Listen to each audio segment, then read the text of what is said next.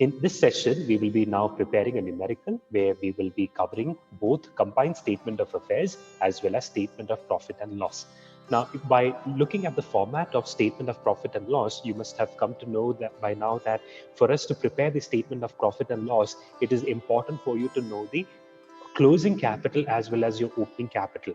But opening capital and closing capital we can determine only with the preparation of the combined statement of affairs. So all these statements are interrelated when it comes to single entry system. So with that note, let's look at the numerical together.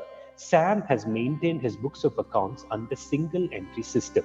Ascertain his profit or loss for the year ended 31st March 2019 with the so this should have been 31st March 2020. Okay, so 31st March 2020 with the help of the following and then they have given us two sets of value. One is 1st April 2019 and the other is 31st March 2020. They are asking us to prepare the statement of profit and loss.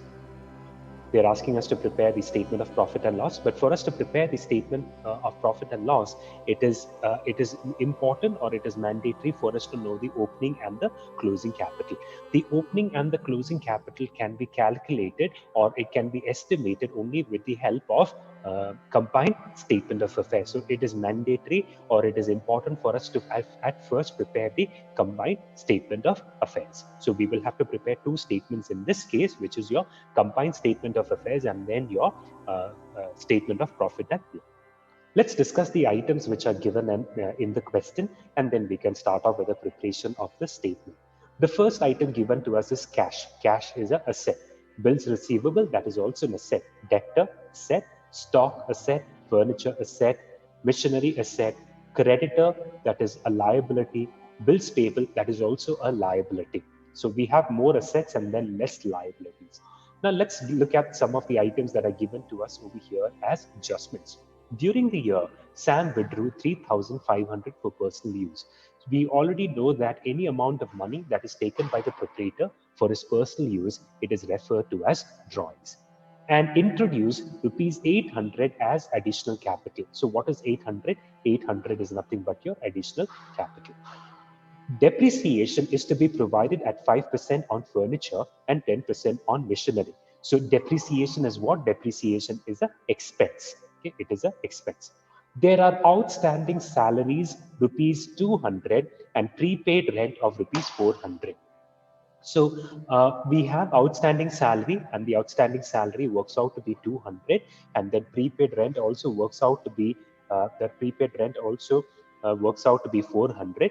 These are also additional expenses that we have to consider in your statement of profit and loss. So over here, though we've been asked to ascertain the profit and loss, for us to ascertain the profit and loss, the very first statement, or the statement that we will have to prepare, is the statement of profit and loss. However, for us to prepare the statement of profit and loss, it is mandatory, or is that it is a prerequisite for us to estimate the opening and the closing capital, which is what we are going to be doing right now. So let's start off with the preparation. The first statement that we will be preparing is the combined statement of affairs. And for combined statement of affairs, let us start. On the right hand side, we will be considering all our assets, and let us start off with the assets now.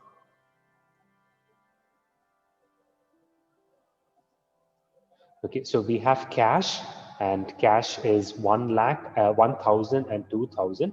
Then we have bills receivable. Bills receivable is 4,000 and 8,000. Then we have debtors. Debtors is the values are 6,000 and 9,500. Then we have stock. Stock is 7,000 and 8,500. Then we have furniture and then machinery. Furniture and machinery, we know these both are fixed assets. Unlike double entry system, over here the differentiation into fixed assets, current asset, that is not really relevant for us, or it is not really important for us. So it is immaterial for us at this point of time. Now, so we've considered all our assets. Now let's start off with the liabilities. We have two sets of liabilities. We have creditors and then we have bills payable. Creditors is 8,000 and 5,000. Bills payable is 1,500 and then 500. So these are the two sets of values that we have. Now what we have to do is we will have to balance both the sides and then we have to estimate the opening as well as the closing capitals. Okay, we have to estimate the opening as well as the closing capital. So how do we do that? For that, we will have to total up the asset side at first. So when we total up the asset side, we notice that we will have two sets of total. The first is for 1st April 2019 and second is for 31st March 2020. So for 1st April 2019, the total is 32,000, and let us total up this.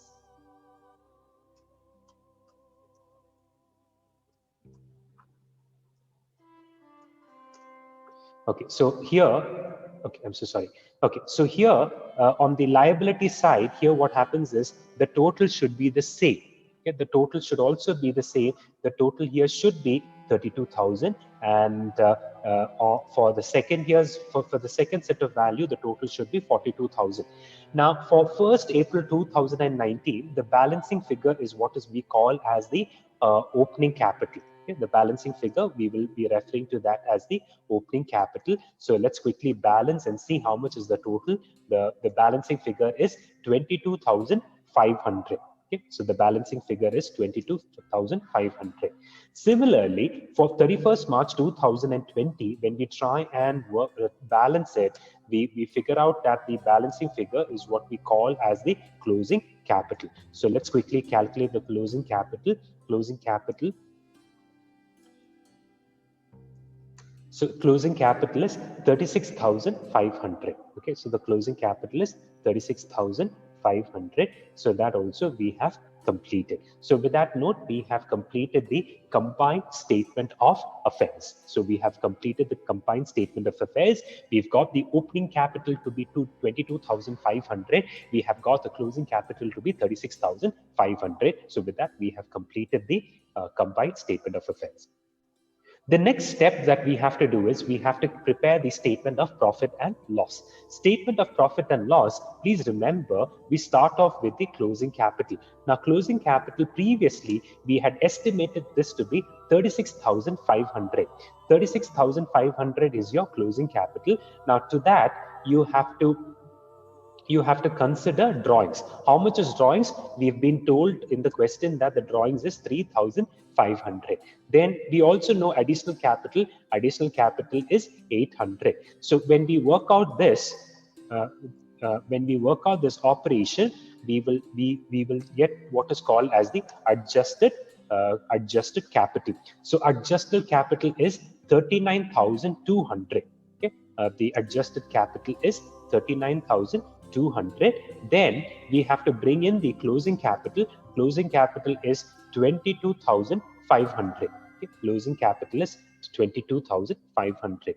Now, in order to estimate the gross profit, it will be adjusted capital minus your opening capital, and that total works out to be 16,700. Okay, that works out to be 16,700. So 16,700 is our gross profit for this particular firm, this firm which is using single entry or which is following single entry system.